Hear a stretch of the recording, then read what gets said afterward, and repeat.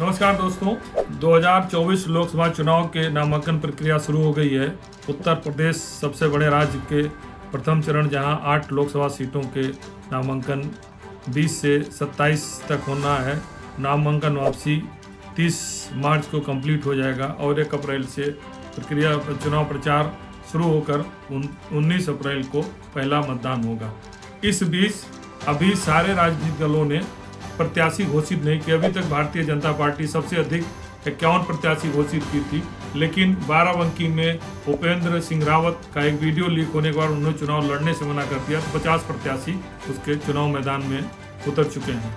सबसे महत्वपूर्ण कुछ ऐसी सीटें हैं जैसे कैसरगंज की ब्रजभूषण सिंह और माँ बेटे जो मेनका गांधी, वरुण गांधी की सीटें, पीलीभीत और सुल्तानपुर, ऐसे 3-4 सीटें हैं जो सबसे महत्वपूर्ण है, जहां पर अभी तो निर्णय नहीं हो पाया। लेकिन पीलीभीत का प्रथम चरण में चुनाव है, तो इसका निर्णय 23 के पहले लेना ही पड़ेगा। 27 नामांकन का आखिरी दिन है।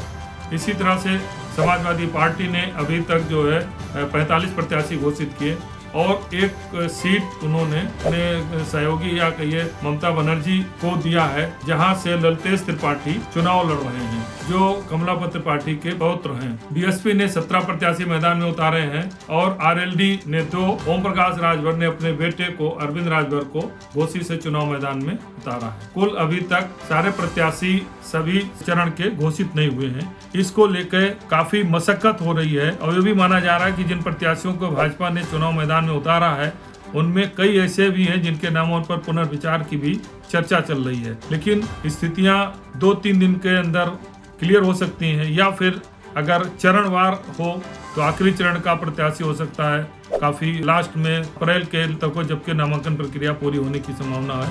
तो उत्तर प्रदेश सबसे बड़ा राज्य है, ये जानते हैं कि केंद्र की सत्ता उत्तर प्रदेश से होकर गुजरती है, इसलिए प्रत्याशी चयन बहुत महत्वपूर्ण है।